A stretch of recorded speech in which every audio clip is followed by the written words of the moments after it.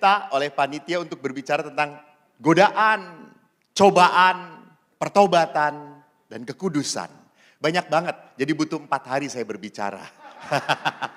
Baksonya sudah siap untuk 4 hari. Baik, kalau kita berbicara tentang cobaan dan godaan, mari kita lihat konsep dasar dahulu tentang cobaan itu apa sih, godaan itu apa. Jadi konsep dasarnya godaan itu bukanlah dosa. Tidak, godaan itu tidak dosa. Godaan menjadi dosa hanya jika kita membawakan godaan itu dalam diri kita. Jadi godaan itu adalah sesuatu yang belum dosa ke dalam diri kita sebelum kita memasukkannya. Maka sama-sama, ibu-ibu lihat laki-laki ganteng kayak artis Korea, nggak dosa, itu godaan. Tapi pada saat Anda langsung mengeluh, kok suami gue nggak kayak gini ya, baru dosa Anda. Anda dosa karena mengeluh, begitu ya. Jadi pada saat Anda merasa, oh kok bagus ya, oh kok indah ya. Oh pada saat membandingkan dengan apa yang saya punya, di situ Anda sudah dosa. Anda sudah masuk ke dalam godaan itu. Mari kita lihat, bedakan. Kita harus tahu dulu. Supaya apa? Tidak semuanya dosa. No. Ini baru godaan. Tapi hati-hati, seringkali godaan masuk menjadi dosa tanpa disadari. Karena apa? Karena begitu rapuhnya hidup manusia. Sekali lagi, rapuhnya kita. Nah, kalau demikian godaan itu menjadi dosa kalau masuk ke dalam diri kita. Kenapa? Pertama, karena kecerobohan dan terlalu percaya diri. Misalnya saya nggak akan mungkin jatuh lah, nggak akan. Saya udah kuat kok. Jadi karena terlalu percaya diri, orang itu akhirnya apa? Jatuh. Maka nanti kita akan bisa lihat itu dosa yang paling lemah dalam hidup kita adalah apa? Kesombongan. Merasa percaya diri, overconfidence. Pada saat satu iblis dikeluarkan, 1000 legion akan datang. Yang kedua, kenapa kita bisa godaan itu masuk ke dalam diri kita? Kita menikmatinya dan menyerahkan diri. Ada orang juga, ya memang saya dari sononya sudah kayak gini, udah cetakannya. Nah, itu orang menyerah. Saya teringat ada sebuah cerita dari masyarakat Indian people, seorang tetuanya bercerita kepada anaknya, "Nak, di dalam diri kita itu ada 2 serigala. Serigala yang baik dan serigala yang jahat. Serigala yang baik ini selalu menasehatkan untuk berbuat baik, untuk berdoa, untuk bertahan, jangan mudah tergoda. Dan serigala yang jahat ini selalu memberi nasihat yang tidak baik. Balas, nggak perlu, biarkan saja." Lalu anak tadi tanya kepada penatua tadi, "Pak Tetua, siapa yang menang? Serigala baik atau jahat?" Dan sang tetua ini berkata apa? "Yang menang adalah serigala yang banyak kau beri makan." Jadi kalau kita banyak memberi makan godaan, sedikit, ndak apa-apa, so kita akan mudah jatuh. Maka ada beberapa umat yang berkata, "Romo kok saya dalam hidup saya nggak pernah digoda ya?" Ya iya, karena Anda setan. Bukankah tertulis di kitab suci sesama setan jangan saling menggoda? Jadi kalau Anda merasa bahwa hidup Anda tidak pernah digoda, Anda sudah iblis. Anda sudah setan.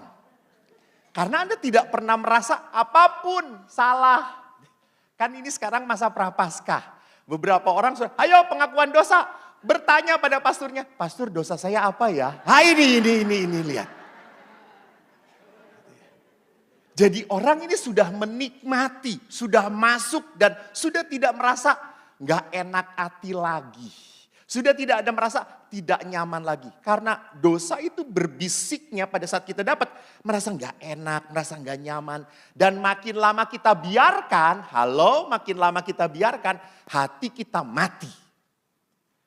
Maka dalam Evangelii Gaudium, surat apostoliknya Bapak Fransiskus dikatakan apa? Akhirnya manusia tidak peka lagi pada suara Tuhan. Karena apa? Tadi sudah masuk ke dalam enak banget, nyaman. Contohnya, orang ketagihan drama Korea. Gak ada di sini, pasti gak ada. Lihat wajahnya semuanya. Semua ini tontonannya bermutu semuanya. Tapi bohong. Sampai berpikir, aduh besok apa ya, episodenya gimana ya, dia jadi cerai nggak ya? Gitu. Kalau dia cerai dengan saya aja, saya mau itu. Jadi orang sampai kepikiran kayak gitu.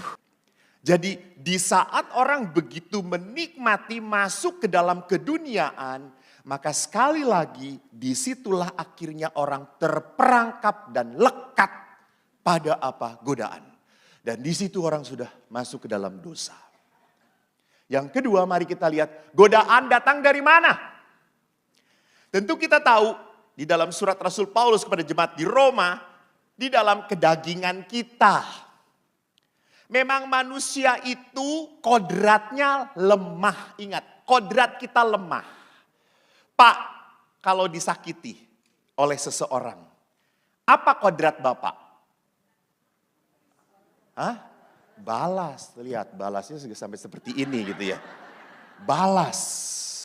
Jadi kodrat kita dalam kedagingan, kita punya kelemahan yang hati-hati kita kadang-kadang tidak pernah menyadari. Karena overconfidence tadi. Saya enggak lemah kok, saya kuat kok.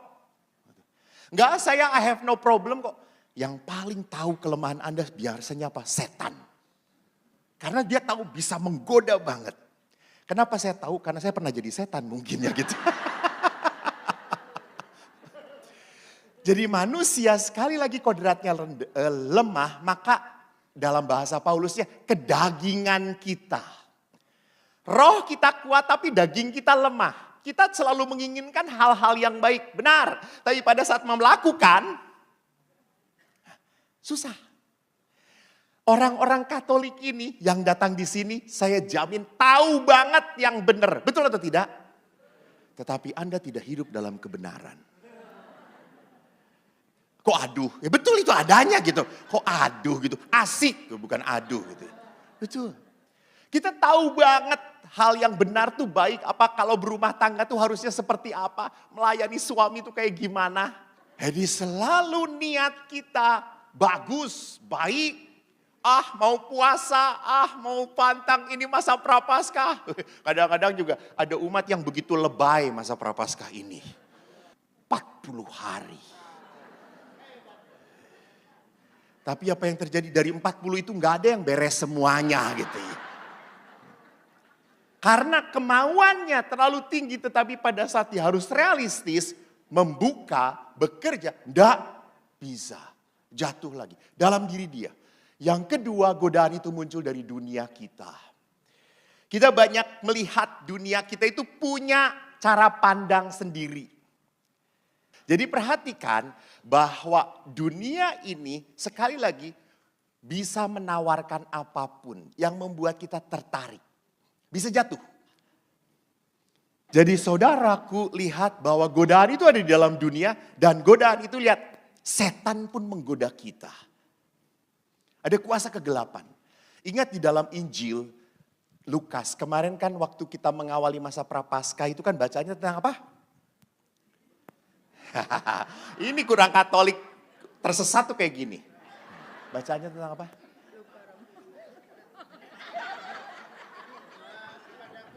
Ya, di padang gurun.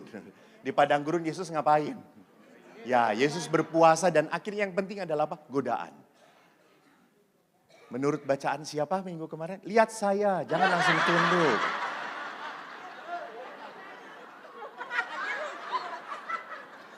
Ibu bukan mikir ketakutan, ibu mah.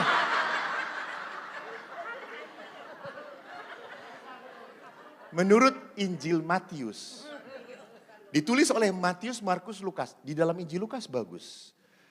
Dalam Injil Matius setelah setan itu tidak berhasil menggoda Yesus, setan itu pergi dan malaikat datang melayani Yesus. Dalam Injil Lukas, setan itu menanti waktunya. Hati-hati, menanti waktunya. Maka kita pun sama, akan ada godaan yang membuat kita bisa jatuh. Maka mari kita lihat apa itu cobaan, apa itu godaan. Karena kalau tidak dibedakan, kita akhirnya suka salah tafsir bahwa seluruh cobaan, katakanlah dalam tanda petik, itu berasal dari Tuhan. Ingat, Yakobus berkata apa? Jelas banget dikatakan, Tuhan tidak mencobai siapapun untuk membuat mereka jatuh dalam dosa. Jadi Bapak Ibu sadari, Allah itu menghendaki kita untuk hidup dalam keselamatan. Dan kita pun selamat kembali sampai rumah Bapa. Itu inginnya Tuhan. Gak ada Tuhan yang senang anaknya apa? Berdosa dan dikuasai roh jahat. Enggak.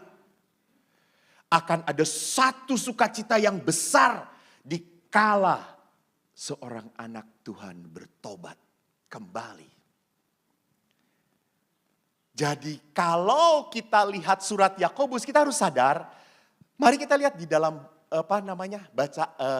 doa Bapa kami. Selalu dikatakan, janganlah masukkan kami ke dalam pencobaan. Di sini lihat, tidak berarti bahwa Tuhan itu memasukkan kita dalam pencobaan. Tidak. Namun maksudnya apa? Tuhan jangan biarkan saya masuk dan mengikuti pencobaan. Tolong halang-halangi saya. Tolong jaga saya. Tolong lindungi saya supaya tidak jatuh. Supaya tidak mengikuti godaan itu. Nah itu yang dimaksudkan di dalam doa Bapa kami. Supaya saya jangan terhanyut, terbawa. Jadi perhatikan bahwa kita seringkali masuk begitu saja. Mudah jatuh. Maka pada saat saya berkata, jangan masukkan kami dalam pencobaan Tuhan. Jangan biarkan saya langsung hanyut, jatuh begitu saja dalam godaan. Protect me. Ingatkan saya. Nah, Santo Siprianus pernah berkata, bahwa dengan meminta dilepaskan dari pencobaan, kita diingatkan bahwa kita ini lemah. Kita sadar, kita punya kelemahan. Fisik, jiwa, roh. Saya ingat Bapak Kardinal itu selalu mengatakan, tubuh kita butuh nutrisi, jiwa kita butuh motivasi, roh kita butuh inspirasi. Kita pun sadar kita punya kelemahan fisik. Dan kelemahan fisik ini kalau nggak diterima, kita akhirnya menjadi orang yang mudah mengeluh terus. Romo sakit dengkulnya, sakit perut cekot-cekot Romo. Namanya orang sudah usia 80 tahun ke atas toh, sudah bingung, dislokasi. Jadi hati-hati, orang sering kali pada saat jiwanya juga sakit, maka orang itu tidak bisa melihat berkat Tuhan. Karena jiwanya sakit. Merasa dia teraniaya. Banyak banget sekarang orang-orang yang selalu merasa teraniaya. Banyak banget orang-orang sekarang menjadi objek penderita. Saya gini tuh karena gitu Romo. Jadi lihat di sini seolah-olah saya ini menjadi korban. Dan kalau demikian akhirnya apa? Dia punya sakit jiwa. Memang tidak parah. Tetapi apa? Ada sesuatu yang tidak beres dengan jiwa dia. Maka suatu saat saya berhadapan dengan seorang anak yang sejak kecil ditolak oleh orang tuanya. Namun dia dirawat oleh pamannya dengan cinta yang begitu besar. Tetapi dia tetap marah, dia tetap jengkel, dia tetap kecewa dengan papa mama aslinya. Lalu saya berkata, nak, kamu lupakan berkat yang begitu besar hanya karena kemarahanmu pada orang tuamu. Ingat, kalau berkat Tuhan tidak berjalan melalui orang tuamu, bukan berarti Tuhan putus salurannya untuk memberkati kamu. Tidak. Berkat Allah mengalir pada diri orang lain. Lewat orang lain. Nah ini seringkali kita jadi orang Katolik kayak gitu. Kenapa orang Katolik cemas, marah, jengkel, kecewa? Karena apa? Karena hanya mengharapkan dari dia. Hanya dia yang betul-betul bisa mencintai saya. Salah gitu. Gitu. Kenapa terjadinya seperti itu? Mungkin kita bisa sadar bahwa kita terlalu nurture badan kita. Kita terlalu punya waktu banyak untuk merawat tubuh. Lupa memberi waktu untuk merawat rohani kita. Berapa banyak waktu Bu dihabiskan untuk berdandan? Ibu-ibu. Apalagi kalau sudah tua. Dibedakin, pecah lagi. Bedakin, pecah-pecah lagi. Maka kalau kita disadarkan oleh Santo Siprianus, doa Bapa kami itu mengajarkan bahwa saya lemah. Saya lemah. Maka kalau orang lemah, orang itu hanya akan menjadi kuat kalau hidup dalam Allah. Hidup dalam roh. Maka perhatikan Roh Kudus yang memampukan kita. Maka pertama-tama Roh Kudus itu akhirnya menyadarkan kita. Untuk membedakan apa? Pencobaan dan godaan. Pencobaan itu membuat kita kuat. Orang yang lemah, gampang nangis, gampang putus asa, gampang mewek, gampang pindah agama. Kan gak banyak banget sekarang orang Katolik juga pindah-pindah gereja. Strawberry faith. Imannya kayak strawberry banget. Diruntuhkan sedikit, langsung marah, kecewa. Gak suka gereja Katolik jelek-jelek. Halah. Apa sih gitu ya. Kita seringkali memperlakukan semua gaya Amoris Laetitia, itu gayanya Bapak Paus Fransiskus mengatakan apa? Semuanya kita perlakukan seperti barang. Nggak cocok, buang. Nggak tahan. Maka sama suami istri juga merasa kalau sudah 10-15 tahun nggak bisa apa-apa lagi. Tuhan, dia adalah berkat darimu. Dia adalah pemberian darimu. Itu dulu Tuhan. Sekarang kan silakan ambil kalau Anda mau Tuhan, sekarang pun silakan. Saya rela Tuhan. Gitu ya. Kenapa? Karena tadi tidak tahan. Mudah sekali berpindah-pindah. Lembek. Dan itu ingat, cobaan-cobaan itu membuat kita kuat. Maka pada saat Anda lihat Ibu Teresa pernah berkata, cinta yang sejati itu adalah cinta yang sampai meneteskan air mata. Jadi ibu-ibu kalau Anda sampai sedih berduka cita oleh suamimu, good, you have good husband. Tapi kalau istri belum pernah menangis mencintai suami, jangan-jangan suaminya yang banyak menangis.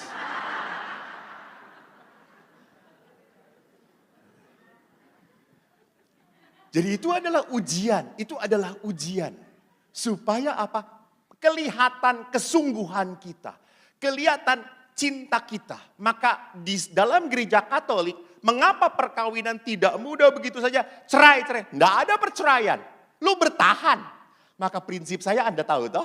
Hao ce pu hao ce.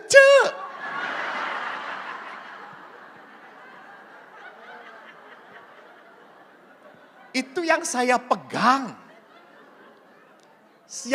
Yang mau jadi pastor saya. Yang bisa membuat saya bahagia menjadi pastor. Saya bahagia karena apa? Tuhan memakai saya. Tuhan memberkati saya. Tuhan mencintai saya. That's enough for me. Tapi kalau tiba-tiba karena Tuhan cinta lalu banyak ibu-ibu ngirimin makanan. Oh, that is blessing, you know. Dan kalau tidak ada yang memberi makanan, telepon saja. It's blessing also, isn't it? Lihat, penuh kebijaksanaan. Jadi kalau godaan itu selalu memimpin kita kepada dosa, jatuh. Nah yang kedua, Roh Kudus itu memampukan kita untuk membedakan kita ini digoda atau sedang mengikuti godaan. Kadang sering tak sadar bahwa kita ini sedang mengikuti godaan. Tadi, yang tiba-tiba hanyut saja. Maka saya tahu batas karena bisa hanyut, tergoda dan akhirnya merindukan. Merindukan. Kalau sudah merindukan, Anda sudah ketagihan. Dan ketagihan itu adalah bahasa dosa. Bahasa dosa. Kita sudah ketagihan itu karena melekat. Gue gak bisa happy kalau gak ada itu. Itu ketagihan, betul atau tidak? Betul. Seperti saya ketagihan berada di sini.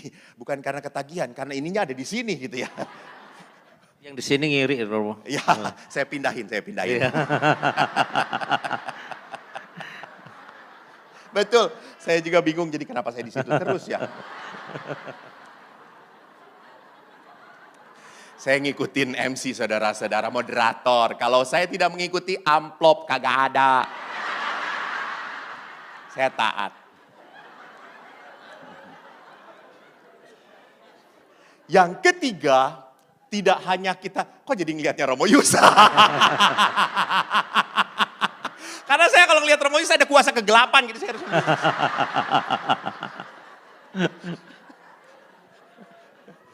jadi kita harus membedakan antara digoda dan mengikuti godaan. Kita harus sadar, kalau kita selama digoda, oke. Tapi pada saat kita sudah mengikuti godaan, kita harus detach. Tidak attach. Detach itu mengambil jarak. Saya harus mengambil jarak. Sama, kalau saya sudah marah, pusing, tidak tahu apa yang harus Anda lakukan, Anda sudah terlilit oleh kuasa kegelapan. Jadi kuasa kegelapan itu bisa juga kerumitan jiwa, kerumitan. Dalam bahasa Inggris scrupulous gitu ya. Semua hal dijadikan salah, semua hal dijadikan rumit. Itu sudah kusut. Yang ketiga adalah membuka kedok kebohongan pada godaan. Itu yang tadi saya katakan. Godaan sering nampak baik, indah, namun ujungnya maut. Ujungnya penderitaan. Ujungnya menjadi saya merasa menderita. Saya menjadi merasa salah. Maka perhatikan, kalau orang itu sadar, kuasa kegelapan itu bukan seperti yang menakutkan. Enggak, indah kok, bagus kok. Maka konsultasi pun kalau hampir Anda satu konsultasi dan Anda pergi bagus, terbantu bagus. Tapi kalau dengan 1, 2, 3, 4, 5 konsultasi Anda nggak beres, ini tanda-tanda. Ini tanda-tanda apa? Tanda-tanda Anda sudah ketergantungan, kelekatan. Bahasa roh jahat selalu dilogis-logiskan, selalu masuk akal. Nggak salah kok. Contoh, lihat orang yang merindukan anak. Lalu pakai bayi tabung. Bolehkah dalam gereja? Nah lihat tuh tidak ada kesepakatan. Boleh atau tidak? Boleh atau tidak? Nah jelas. Gereja punya hukum yang jelas. Bahwa untuk kelahiran seorang anak itu hanya boleh terjadi secara normal. Tidak ada intervensi manusia seperti apapun. Lalu akhirnya ada orang yang mengatakan, Romo, kan ada orang yang sungguh mau merindukan ingin punya anak. Kenapa kok nggak boleh? Kok tidak diperbolehkan? Kan wajar toh seorang ayah ibu merindukan seorang anak, betul. Tapi ingat, anak itu di dalam hidup perkawinan adalah anugerah. Dan jangan menjadikan anak sebagai sumber kebahagiaan perkawinan Anda. Salah. Karena hati-hati, anak pun bisa merenggut cinta suami istri. Tuh. Pada suami istri itu tidak boleh cintanya kurang dari 100%.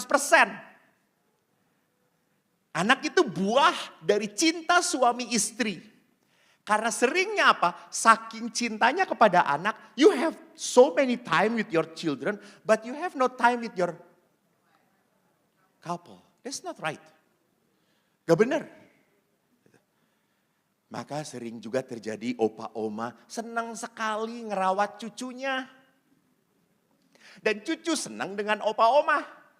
Karena semua apa-apa boleh. Oma gak berani melarang, sekali melarang cucu gak akan datang. Dan kalau cucu gak datang, oma dengan opa lagi, oma dengan opa lagi. Dan itu adalah penderitaan. Hei Bapak Ibu yang terkasih, lihat bahwa seringkali saya membenarkan hal yang tidak benar. Karena alasan apa? Karena alasan sepertinya logis. Dilogis-logiskan. Logis, betul.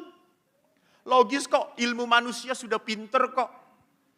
Anda sekarang lihatnya di Cina sudah bisa membuat perempuan yang bisa diajak ngomong. Disuruh-suruh apapun mau. Jengking. Tuh kan pikirannya gak bener tuh. Saya gak teruskan. Rupanya umat Romo ini parah semuanya ya. Ini kan umat gereja ORK toh semuanya. Bukan umat saya Romo ini, sebagian besar umat Helena. Didikannya OSC.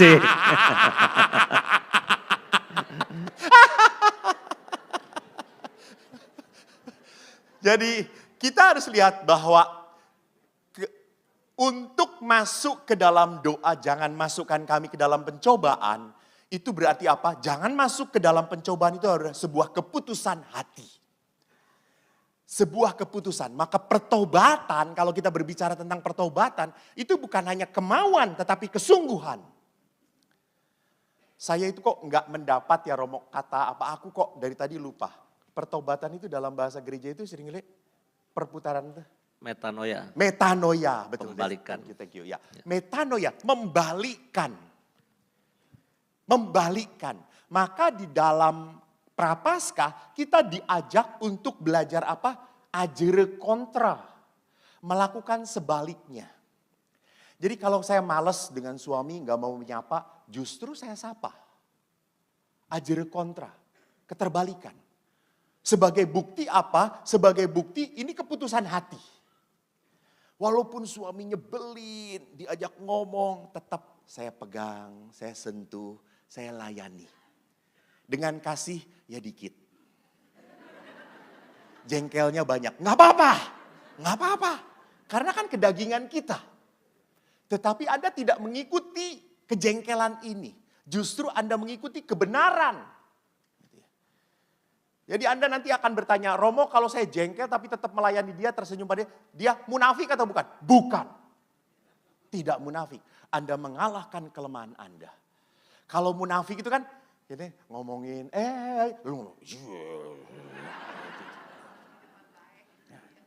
tetapi kalau Anda dengan pasangan Anda berbuat baik, walaupun Anda sebetulnya jengkel banget, enggak, Anda mengalahkan kelemahan Anda. Di sini yang disebut sebagai keputusan hati. Apakah setiap saat saya bahagia dengan teman pasangan saya. Gara-gara Romo jadi saya terkacau di sini. Oh gara-gara gue. Udah kacau dari sononya dia. Iya karena saya melihat jadi tambah gitu ya. Jadi perhatikan di sini bahwa di dalam Injil Matius kita tidak bisa mengabdi kepada dua tuan. Kita tidak bisa mengabdi kepada Allah dan mengabdi pada diri sendiri. Enggak. You must serve God. Kita harus melayani Tuhan. Maka di dalam segala hal kita harus belajar untuk melihat apa? Wajah Allah di dalam orang-orang yang menyebalkan. Nah itu susah itu lihat. Susah. Itu. Wajah Allah di dalam orang-orang yang pernah menyakiti Anda. Itu susah. Bagaimana bisa melihat wajah Tuhan di dalam pribadi yang seperti itu. Orang dia nyakitin saya. Orang dia sudah nipu saya. Orang dia sudah merusak saya. Ingat, bahwa dunia ini banyak mengajarkan tentang apa? Balas mata ganti mata, gigi ganti gigi. Sedangkan Yesus adalah apa? Ampuni, ampuni. Kenapa? Karena Yesus mau mengajarkan tentang kedamaian batin. Damai sejahtera. Itu kata-kata Yesus. Damai sejahtera bagi kamu. Dan kedamaian itu tidak akan pernah mungkin ada kalau batin kita masih dipenuhi dengan kesakitan. Nah, saudara-saudaraku, pencobaan itu pun bisa terjadi dalam bentuk pencobaan rohani. Yaitu apa? Orang terlalu percaya bahwa dirinya itu sedekat dengan Tuhan. Maka di sini sering disebut sebagai orang-orang yang punya kesombongan rohani. Saya sudah diberkatin Tuhan kok. Saya kalau berdoa maaf ya tidak dengan bahasa Indonesia lagi, dengan bahasa roh.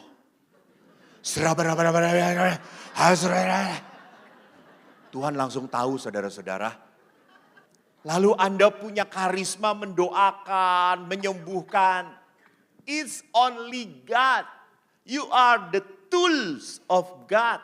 Tuhan hanya mau memakai kamu. Maka saya bersyukur jadi pastor. Banyak didoakan oleh saya cepat meninggal.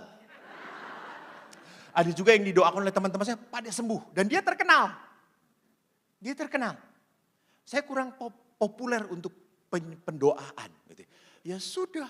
Tuhan tidak memakai saya untuk itu. Ya terimalah. Setiap orang mendapat karunia-Nya masing-masing dan harus digunakan untuk apa? Untuk membangun gereja Allah, membangun gereja Tuhan. Jadi di sini harus kita sadar kalau kita punya talenta, kita punya berkat, ini pemberian Allah yang harus diberikan pada orang lain. Maka saya selalu mengingatkan kepada umat Helena bahwa kita itu dipanggil oleh Tuhan bukan untuk menjadi tangki. Tangki itu mengumpulkan. Enggak, kita dipanggil oleh Tuhan untuk menjadi apa? Talang. Pemberi berkat. Saya bahagia beberapa kali pada saat di Helena, umat Helena ini Romo. Betapa murah hatinya mereka Romo. Fur, kasih aja, kasih. Lagi bangga, lagi cinta-cintanya sama Helena. Datang kepada saya berkata, Romo saya itu sudah diberkati Tuhan. Begitu banyak Tuhan memberkati. Saya kok dapat bonus dari perusahaan, boleh gak saya berikan? Berapa Romo? Ya, pasti minta bagian kalau dibagikan, betul gak? Enggak, saya cuma mau bandingin sama yang umat OKS kasih aja.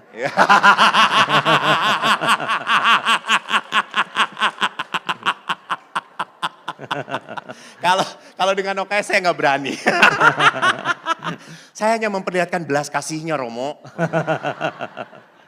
Ya, jadi perhatikan ada orang-orang tertentu yang sadar bahwa ini berkat itu bukan untuk saya habiskan. Bukan hanya untuk diri saya. Biarkan orang lain pun menikmati melalui saya. Melalui saya. Tapi apa yang saya mau katakan, saya bahagia toh di dalam gereja Katolik cukup banyak umat yang mudah tergerak hatinya oleh belas kasihan. Begitu mudah, enggak takut. Enggak takut kalau memberi langsung habis dan kekurangan. Enggak. Banyak yang akhirnya berkata, Romo kalau butuh bantuan lagi telepon.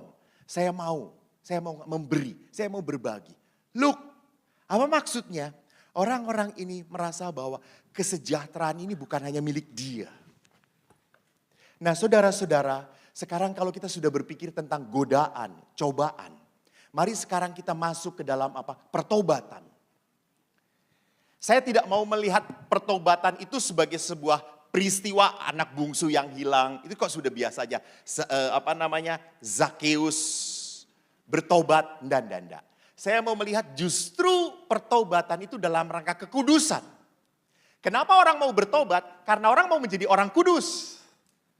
Dan ingat, kekudusan itu sesuatu yang mutlak, harus. Mari kita lihat surat-suratnya.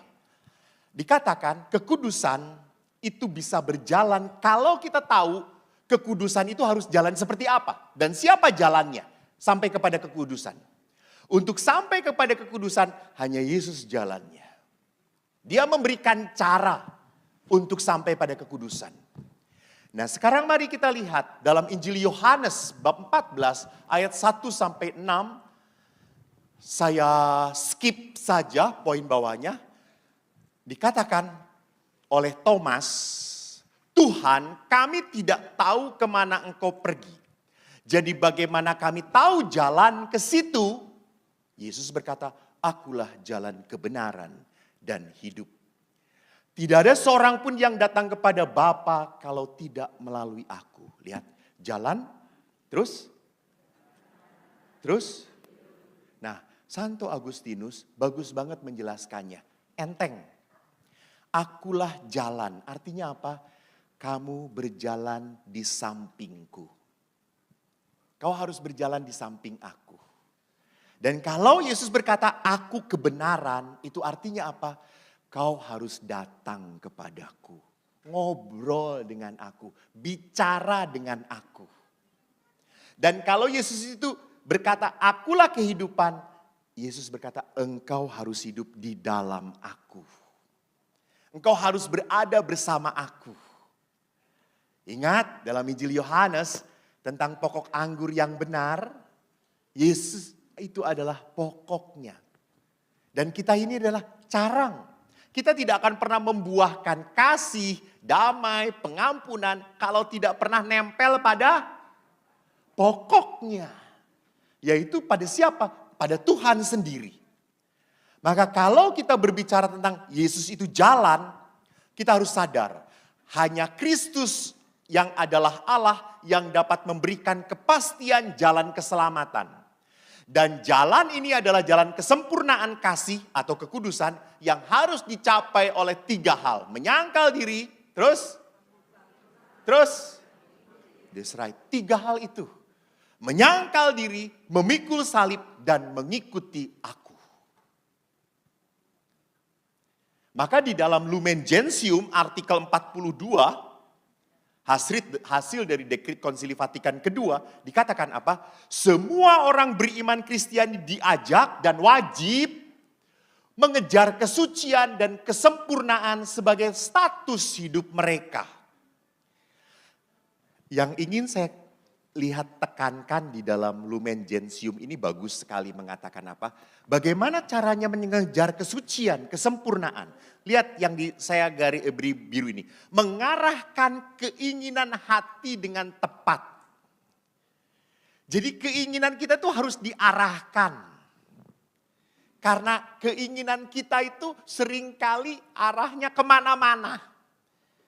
Kan kalau kita lihat sekarang setelah pandemi ini berkurang, semakin berkurang. Orang itu berpikir, Romo ziarah kemana? Yuk kita pergi kemana?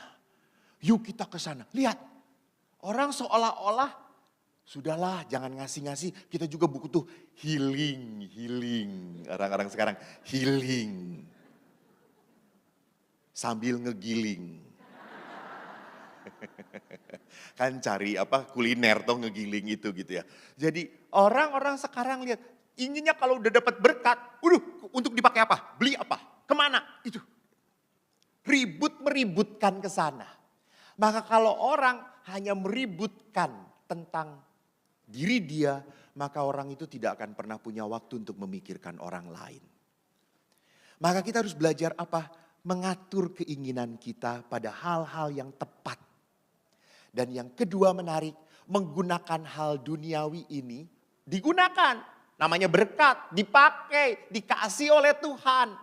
Berkat itu anugerah, bukan musibah. Enggak, pakailah. Tetapi apa? Jangan melekat pada kekayaan. Tidak melekat. Jadi kalau hilang, ya sudah. Ya enggak apa-apa. Seorang anak SMA pernah cerita pada saya, Romo, saya itu pernah naik motor tabrakan. Tabrakannya tunggal, saya licin, jatuh, saya nabrak pohon. Saya telepon kepada mama, "Ma, aku tabrakan." Mamanya langsung, "Motornya gimana?"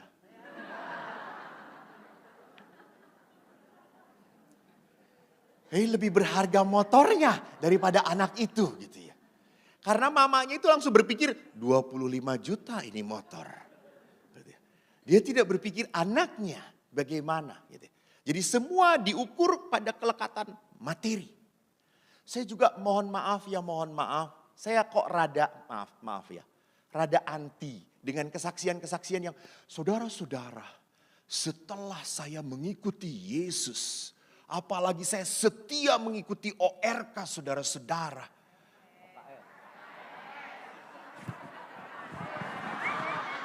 OKS ya.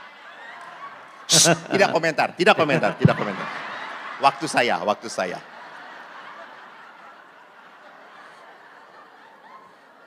Kalau ORK apa ya? Oase Rohani Katolik. Kok gue ORK ya? Setelah mengikuti OKS, rajin, usaha saya makin diberkati Tuhan Romo. Saya nyumbang ke Romo Yus 10 juta, Tuhan ngasih ratusan juta Romo. Nyumbangnya 2,5 M Romo. Oh iya. Ya. Bukan 10 juta. Harusnya gitu. Jadi perhatikan, kok jangan menjadi manusia yang bergaining dengan Tuhan. Ini melekat. Saya baru menyumbang kalau diberkati Tuhan. Oh my goodness, dari dulu Tuhan ngeberkatin. Gitu. Aneh setelah merasa diberkatin, setelah banyak cuan gede. What? Lu bisa hidup aja udah berkat. Sudah berkat. Tugas Allah itu bukan tugas. Karya Allah itu adalah memberkati. Gitu ya. Jangan sampai kita melekat. Maka Bapak Ibu ada 3 hal yang ingin saya tekankan. 3 pola injili untuk melawan godaan. Untuk masuk ke dalam kekudusan. Pertama, memang karena saya seorang biarawan, beliau rohaniwan. Di biara itu kami mengucapkan kaul, kemurnian, kemiskinan, dan ketaatan. Lalu di sini dikatakan kesucian, kemurnian apa? Lekatkan hidupmu pada Tuhan. Lekatkan hidupmu pada Tuhan. Bapak Ibu, tolong jangan pernah berpikir itu mah hanya untuk para imam, para suster, biarawan. No. Justru makin yang membutuhkan supaya bertahan adalah suami istri. Suami istri. Mengapa gitu? Bu, Pak, tanya Romo Yus, saya juga sama. Yang banyak datang minta didoakan itu suami istri. Jarang saya datang kepada Romo Yus, bro doain gue, jarang. Mungkin bro akan berkata, apaan sih lu? Suami istri, kenapa? Karena begitu beratnya. Anda harus memikirkan pasangan Anda yang makin dipikirin makin nyebelin. Anda harus memikirkan usaha Anda, anak-anak Anda, cucu-cucu Anda, semua dipikirkan. Romo Yus kan tinggal telepon doang. Orang langsung berbelas kasih. Jadi Bapak Ibu yang membuat Anda kuat bertahan sekali lagi hanya doa. Jadi Bapak Ibu ingat banyak hal dalam kehidupan yang tidak bisa kita hadapi. Saya percaya itu. Kalau Anda sendirian, Anda hanya bisa bersama Tuhan. Maka jangan pernah berdoa, Tuhan mudahkan hidup saya. Jangan banyak permasalahan, no. Berdoalah, Tuhan sertai aku supaya aku kuat. Supaya aku kuat. Di dalam pelayanan pun berat. Emangnya setiap pelayanan adalah para malaikat? Tidak. Hidup bersama pastor. Apakah hidup bersama Pastor Yus kemuliaan? Tidak. Seperti nanti bacaannya sore ini.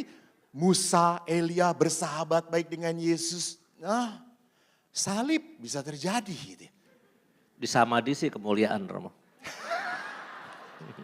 Itu menurut dia saudara-saudara. Versi yang tak teraniaya gitu ya. Gitu. Jadi perhatikan, banyak dalam kehidupan Anda tidak akan pernah bisa bertahan kalau tidak dalam Tuhan. Maka bahasa Bapak Paus banget. You must become a Christ-centered person. Christ-centered person. Sedikit-sedikit pada Yesus, sedikit-sedikit mengadu pada Yesus. Tidak apa-apa, you are children of God. Kau anak Tuhan. Maka ngomongnya pada siapa kalau bukan pada Bapa? No, Tuhan. Yang kedua adalah apa? Kemiskinan. Hidup sederhana. Tidak terikat, ugahari. Ugahari itu apa? Bebas. Semua berkat suatu saat akan pergi. Oke. You must know how to detach. And you will know how to detach when you know how to attach. Artinya apa? Saya kalau diberi berkat, nikmatilah berkat itu. Jadi Bapak Ibu kalau selama Anda masih bisa berjalan, selama Anda masih bisa pergi, pergilah ke OKS. Banyak hiburan sukacita di sana.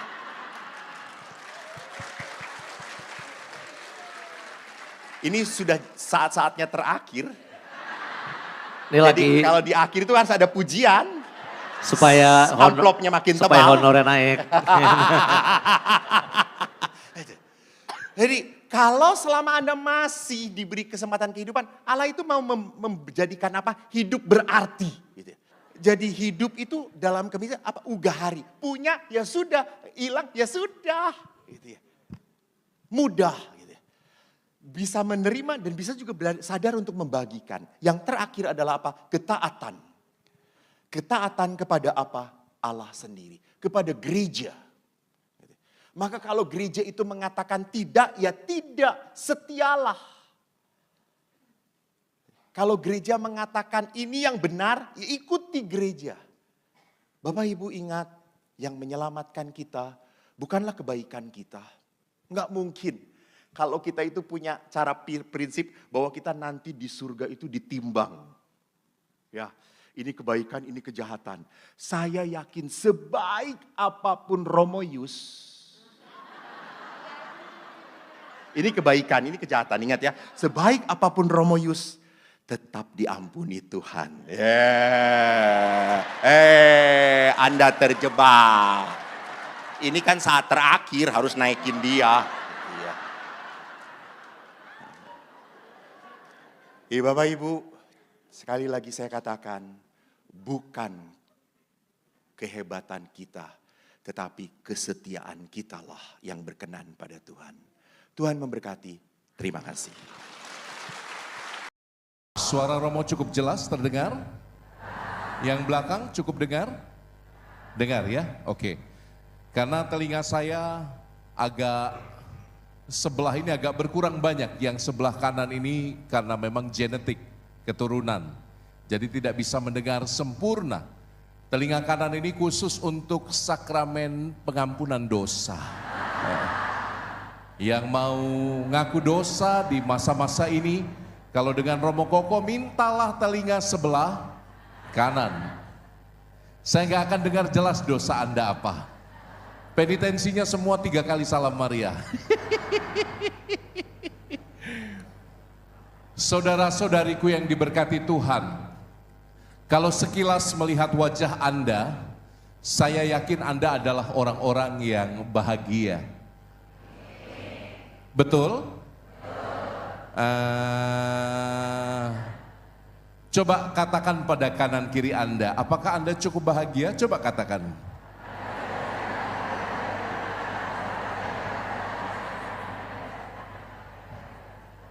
Apakah ada di antara Anda yang pagi ini wajahnya seperti belum ditebus oleh Tuhan Yesus? Ada? Mungkin ada ya. Karena sejatinya kita ini manusia berusaha untuk mencari kebahagiaan dalam banyak jalan. Kalau Anda melihat Romo Koko sekarang di depan Anda, kira-kira saya orangnya bahagia enggak? Kok bisa? Apa tandanya? 1. Hah? Gemuk katanya ya.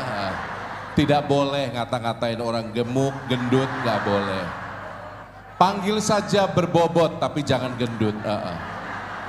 Satu, karena tanda fisiknya berbobot, kok gendut-gendut sama aja, itu sinonim. Apalagi tanda bahwa saya kelihatan bahagia. Hah? Apalagi? Senyum. Ya bolehlah, saya memang hobi senyum. Bahkan ketika sendirian pun saya sering senyum sendiri. Apalagi tanda bahwa Romo Koko adalah orang yang bahagia. Hah? Apa? Semangat, ceria. Ceria gimana ceria? Waria. Waria. Ceria, ceria kelihatan. Apa lagi? Hah? Gemoy. Yang menjawab gemoy, saya doakan nya keras 3 hari. Saudari-saudaraku yang diberkati Tuhan, tanda kebahagiaan kadang-kadang memang secara lahiriah tampak oleh mata kita. Tampak, secara lahiriah tampak. Tapi apakah mesti demikian yang terjadi? Apakah mesti orang yang tampaknya secara visual itu bahagia, sungguh bahagia? Halo? Belum tentu. Kenapa? Ini pasti berangkat dari pengalaman pribadi. Ada orang yang tersenyum tapi hatinya merasa diiris-iris. Ada orang yang pada mertuanya kelihatan sopan dan baik. Iya mah, tapi di dalam hatinya dongkol sekali. Siapa di sini yang punya mertua, pernah punya mertua yang mendongkolkan hati? Ada di sini, angkat tangan? Nggak usah angkat tangan, cukup kedip-kedip mata saja. Saudari-saudaraku, belum tentu orang yang terlihat bahagia itu sejatinya batinnya juga bahagia. Tapi rata-rata sih memang demikian, tapi belum tentu. Karena kebahagiaan itu tidak diukur dari pencapaian fisik, kebahagiaan tidak diukur dari pencapaian lahiriah belaka. Ada loh orang yang hidupnya sejahtera, uangnya banyak, depositonya berlimpah, tapi relasinya ya ampun, penuh dengan kebencian, dendam. Tapi secara fisik dia kelihatan seperti orang berada, tapi miskin sekali hatinya. Anda pernah kenal dengan orang-orang seperti ini? Pernah? Ada orang yang hartanya banyak sekali, tetapi bahkan memasukkan kolekte, itu semuanya parang isinya. Tahu parang? Dulu ada uang 1000-an, Kapitan Patimura itu loh, yang bawa parang-parang itu loh. Ya toh. Dulu ada satu romo kami yang jengkel karena kolekte umatnya itu 1000-an terus, padahal umatnya ya mampu-mampu. Akhirnya ketika kolekte, kantong kolektenya diambil oleh pasturnya pada saat persembahan, diangkat kantong kolektenya, doanya tahu nggak gimana? Tuhan, terimalah parang-parang ini hasil persembahan umatmu. Besoknya 2000. Saudari-saudaraku yang diberkati Tuhan, ada orang-orang yang seperti itu, menunjukkan paradoks yang sebaliknya. Maka Romo ingin mengatakan satu hal. Kalau Anda ingin bahagia, Anda dengarkan bacaan pertama tadi. Kebahagiaan yang sejati itu hanya ada di dalam Tuhan. Pada saat Dia bersabda, aku akan memegang tanganmu, aku yang menuntun engkau. Kalau lebih lagi Anda membaca kitab Yeremia, Yesaya, itu dengan indah itu Tuhan katakan, aku mengenal engkau, aku menenun engkau di buah rahim ibumu, aku yang membentuk buah pinggangmu, aku Tuhan dan Allahmu yang super power, tapi aku mengenal engkau dan memilih engkau. Itu indah sekali saudari-saudara. Kebahagiaan kita mestinya tidak ditentukan dari apa yang ada di luar diri kita. Itu kata bacaan pertama. Jadi bacaan pertama mungkin jadi refleksi bagi kita. Apakah kita selama tahun ini mengejar kebahagiaan yang datang dari luar diri kita, atau kita mengejar kebahagiaan yang sejati? Kebahagiaan yang benar-benar membuat kita yakin bahwa kita dicintai luar biasa. Godaan manusia, you tahu ada 3. Sama seperti godaan Yesus di padang gurun. Godaan Yesus ada 3 di padang gurun. Apa? Yang pertama apa? Halo? Yang pertama apa? Hah?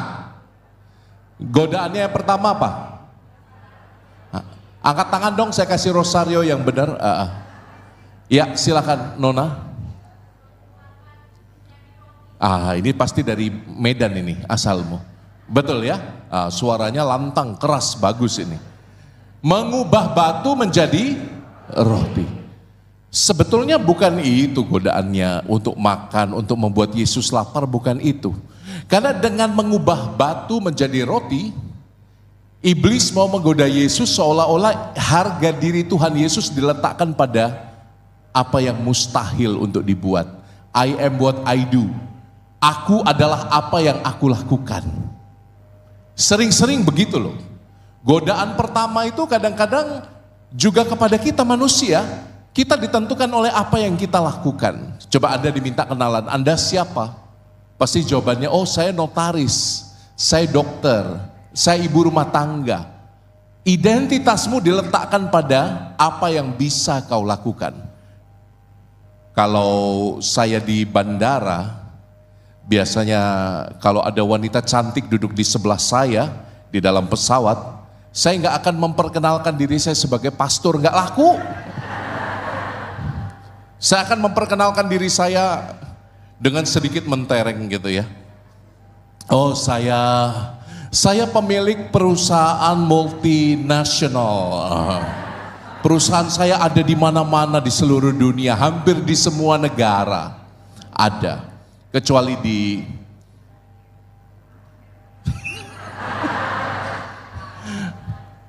saya ada perusahaannya di mana-mana dan saya bergerak dalam membantu orang-orang kecil. Kita punya panti asuhan terbaik, kita punya panti jompo terbaik, kita punya sekolah-sekolah universitas terbaik. Nanti kan wanitanya yang di sebelah saya langsung, wow, Anda kerja apa Pak? Gereja Katolik. Jadi saudari-saudara, kadang-kadang kita menentukan harga diri kita pada apa yang kita buat. Gak salah sih, tapi kalau itu jadi satu-satunya sumber harga diri Anda, ketika nanti Anda bertambah usia dan Anda tidak mampu berbuat apa-apa lagi, Anda hanya bisa duduk, diam, ambil ngiler, pipis tidak tertahankan lagi, ada saatnya akan datang toh itu toh. Betul nggak? Kalau Anda sudah tidak bisa buat apa-apa lagi, Anda akan stres kalau Anda meletakkan harga dirimu di situ. Benar nggak kata-kata Romo? Halo? Benar nggak? Benar nggak? Maka coba untuk godaan pertama ini, Anda lihat mata kanan kiri Anda katakan, kamu bukan apa yang kamu lakukan. Coba ditunjuk, kamu bukan apa yang kamu buat.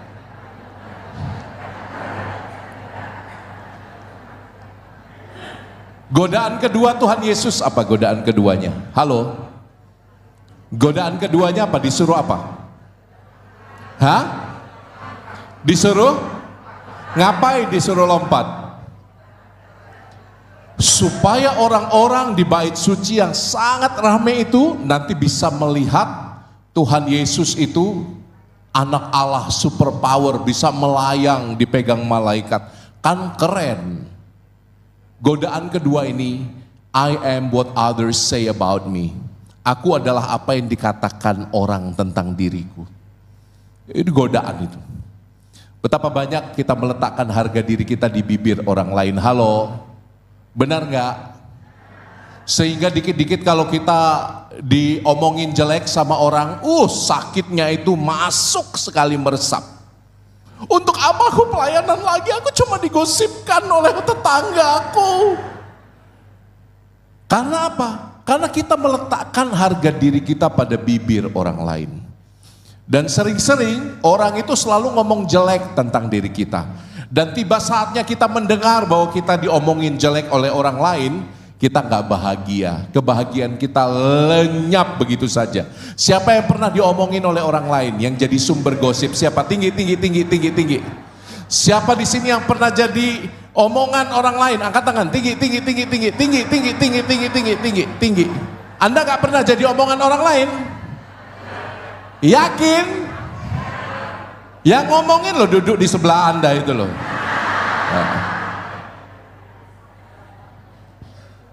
Para pastor itu sudah bosan jadi bahan gosip. Siapa di sini yang pernah menggosipkan pastornya? Angkat tangan. Jujur, jujur, jujur, jujur. Tinggi aja, tinggi, tinggi, tinggi, tinggi. Gak apa-apa, jujur, jujur. Tuhan, kalau mereka nggak jujur, Tuhan gagalkan hidupnya Tuhan. Ayo. Siapa di sini yang pernah menggosipkan suster, frater, bruder, Romo? Angkat tangan, tinggi, tinggi, tinggi, tinggi. Romo mau lihat, mau lihat, mau lihat. Bagus, Anda jujur. Tapi tenang aja, Anda bukan yang pertama dan yang terakhir. Akan datang terus silih berganti. Romo kasih tahu ya, jangan suka gosipin pasturnya. Pastor-pastor itu rentan terhadap gosip. Orang pertama datang cerita, kamu tahu nggak sih? Ibu, siapa namamu? Hah?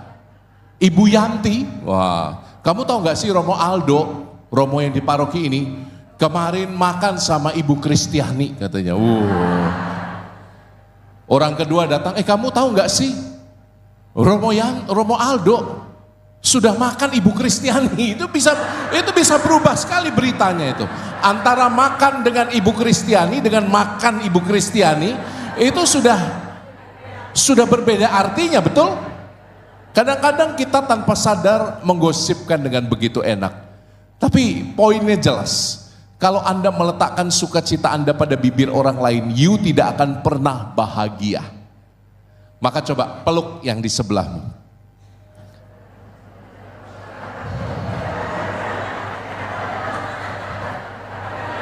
Katakan padanya, aku nggak gosipin kamu loh, aku nggak gosipin kamu. Aku nggak gosipin kamu. Masuk nggak suaranya? Jelas ya? Itu poin kedua. Godaan ketiga apa? Godaan ketiga, halo. Godaan ketiga apa? Hah? Menyembah iblis supaya apa? Itu yang paling penting. Supaya mendapat apa Tuhan Yesus menyembah iblis? Semua kekayaan dunia akan kuberikan kepadamu. Itu godaan kita yang paling banyak di zaman modern ini. I am what I have. Harga diri kita, kebahagiaan kita diletakkan pada apa yang kita punya, apa yang kita miliki. Semakin banyak memiliki, seolah-olah kita semakin bahagia di hidup ini. Bener gak? Kalau HP saya nggak iPhone, gatel telinganya untuk telepon.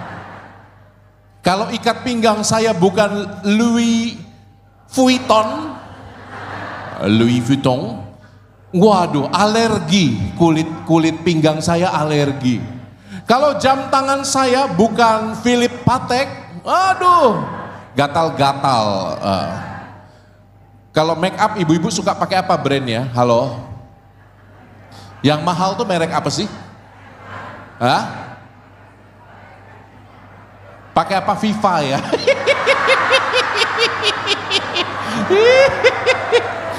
Tonernya 19.000 perak itu.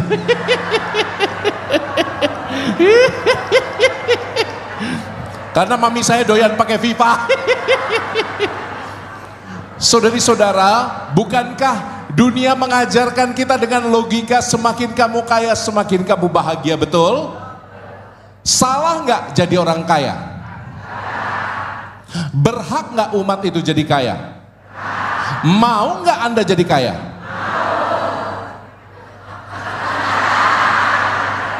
Baru mau bilang itu godaan, gimana sih lo orang? Mau nggak jadi kaya? Jujur. Kenceng bener. Pegang sebelah kanan kiri Anda, saya doakan kamu kaya, saya doakan kamu kaya. Sudah? Romo belum selesai, katakan saya doakan kamu kaya masalah. Coba.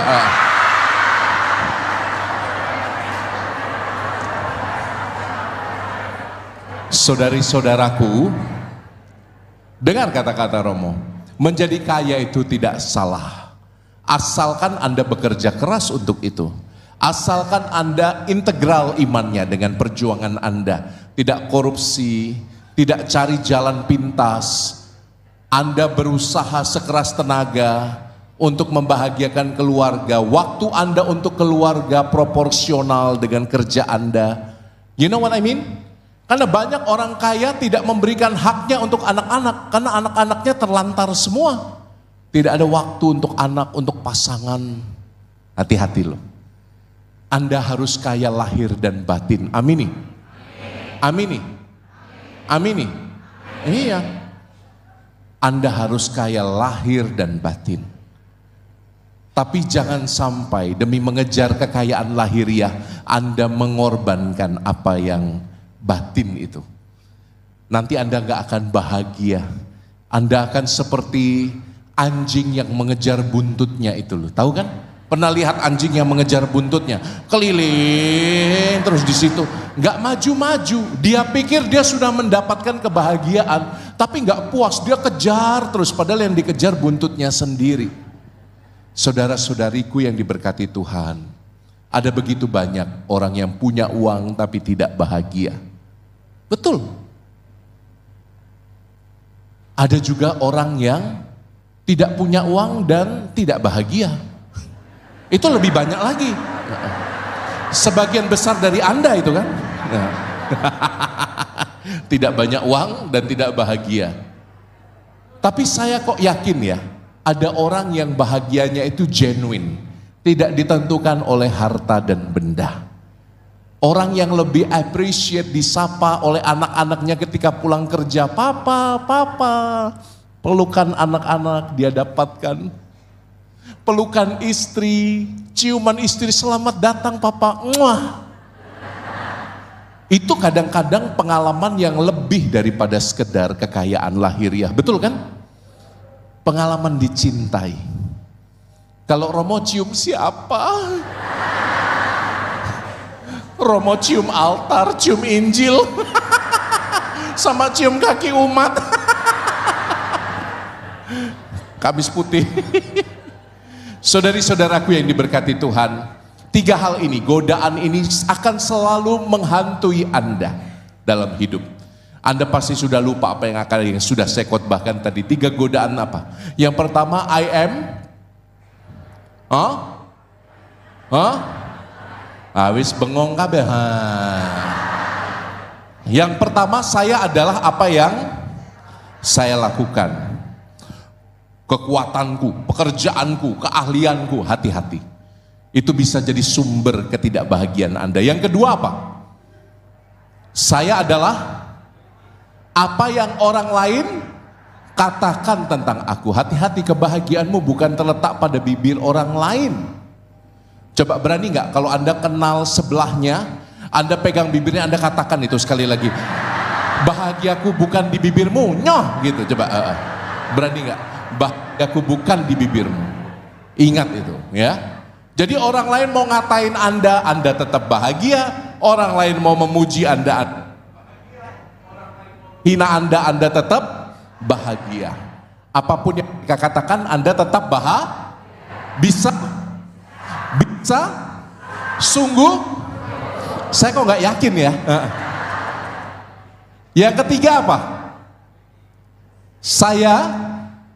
Godaannya saya adalah apa yang ku punya, ku miliki, harta dan benda. Itu bisa jadi sumber godaan kita. Maka coba Anda berusaha mengenal bahagia yang sejati di dalam Yesus. Saya ingat suatu ketika keluarga kami stres sekali karena saya, bukan karena saya nakal, saya anak baik-baik, kelihatan kan?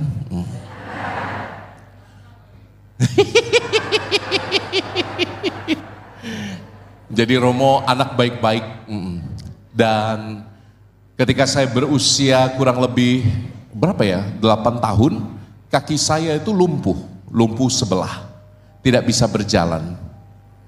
Jadi kita ke dokter dan dokter tidak bisa ketemu apa penyebabnya.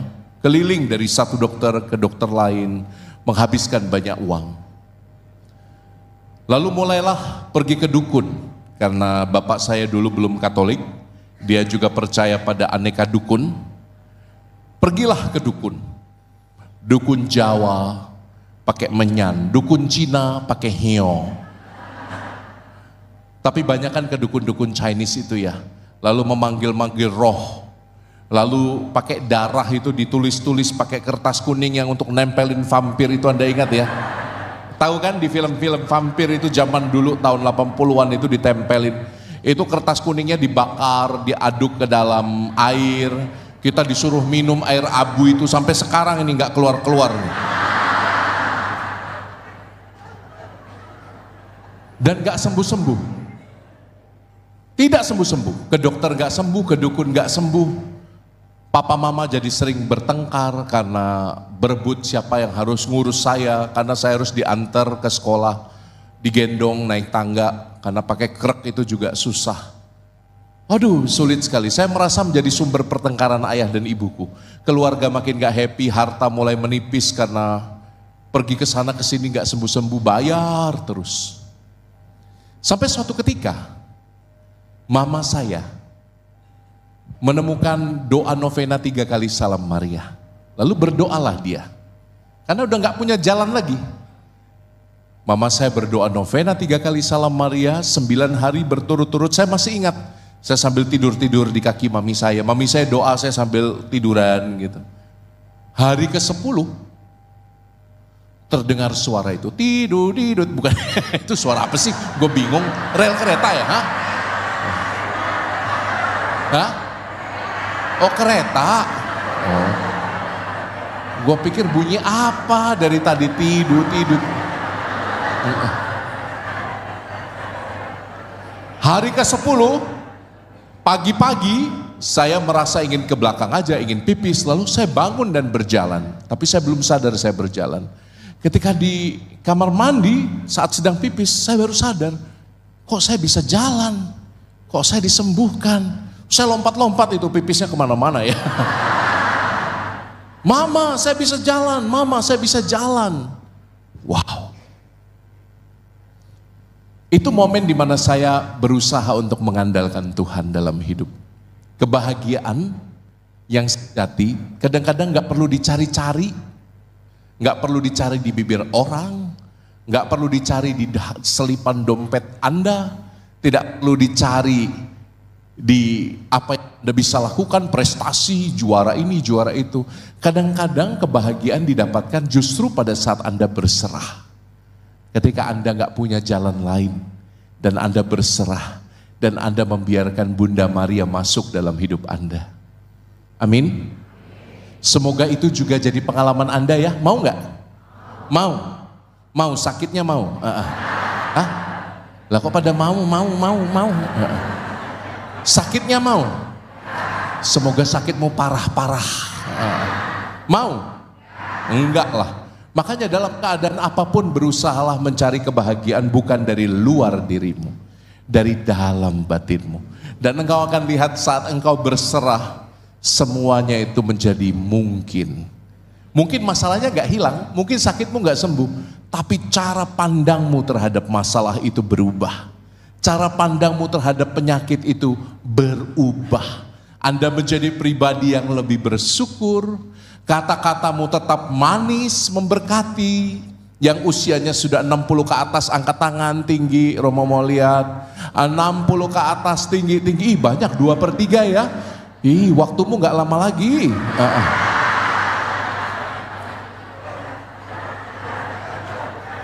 Romo hanya ingin ingatkan, semakin tua kadang-kadang kata-katamu semakin pahit. Hati-hati loh. Semakin tua kadang-kadang kita menjadi semakin pahit. Karena apa? Fungsi-fungsi tubuh kita nggak sekuat dulu lagi, nggak selincah dulu. Akibatnya apa? Kita jadi sering ngedumel sendiri, jadi sering ngomel sendiri. Dan itu nggak nyaman buat orang lain. Jadi semakin tua mestinya semakin manis, semakin banyak senyum, semakin bilang Tuhan memberkatimu. Tuhan berkati ya, sambil senyum, Tuhan memberkati ya. Bahkan ketika kaki-kaki Anda sakit, pinggang Anda sakit, Anda katakan, Tuhan berkati ya, Tuhan berkati ya. Mana lagi yang sering bermasalah? Hah? Kalau bapak-bapak sering rontok rambutnya, Tuhan berkati ya. Tuhan berkati. Ada nggak bapak-bapak yang rontok rambutnya itu? Katanya kalau botak depan itu pemikir katanya. Kalau botak belakang itu orang pintar. Kalau dari depan sampai belakang dia pikir dia pintar.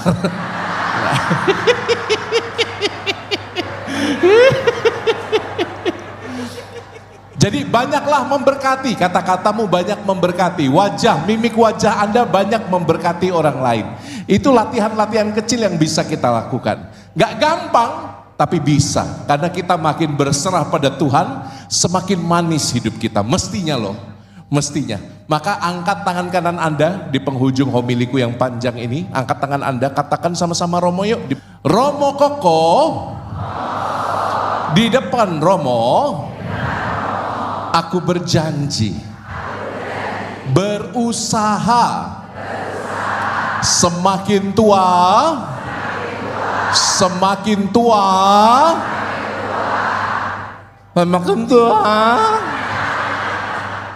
semakin manis kata-kataku, semakin manis wajahku, semakin memberkati aku, semakin aku membahagiakan orang-orang di sekitarku. Aku akan berusaha Romo Koko untuk lebih pasrah, lebih berserah pada Tuhan. Suka-sukamu Tuhan, suka-sukamu Tuhan, aku terima. Aku siap jadi berkat. Amin. Sungguh, Anda amini dengan mantap. Amin. Amin. Amin. Anda kasih peneguhan ke sebelah kanan Anda. Amin. Amin. Amin. Sebelah kiri Anda. Amin. Amin. Amin. Depan belakang Anda, ayo semakin tua semakin manis. 1, 2, 3.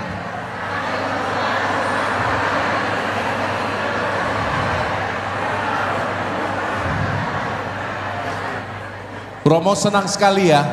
Di awal homili Romo semua mukanya tegang. Di akhir Anda menutup dengan manis. Saya ingin Anda ambil HP Anda selfie sambil senyum. Itu bagus sekali. Kenang-kenangan bahwa Anda sudah berjanji berusaha untuk manis.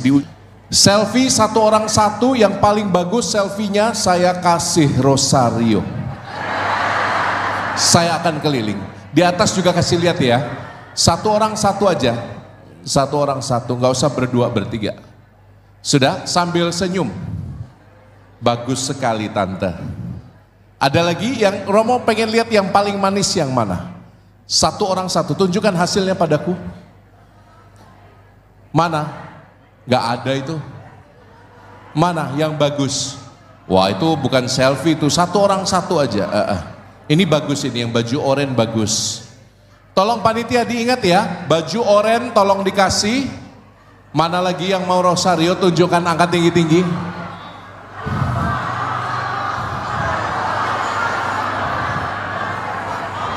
Itu bukan selfie, itu foto saya ibu. Baju hijau tolong dikasih rosario, bagus sekali. Nanti selesai misa ya, ke tempat saya. Siapa lagi? Senyumnya kok nggak kelihatan ya? Kurang, senyumnya kurang. Ini berdua, saya minta bersatu aja. Ada nggak yang bagus? Iya. Ini nggak bagus, kepotong. Iya, ini bagus baju hijau ya, dapat rosario. Yang di atas mau? Iya, yang baju hitam itu bagus. Jadi nanti 4 orang ini silakan ambil rosarionya di sakristi, oke? 4 orang ini. Nah, poinnya adalah semoga foto Anda yang tadi baru Anda ambil itu nanti Anda pakai ketika Anda dimakamkan.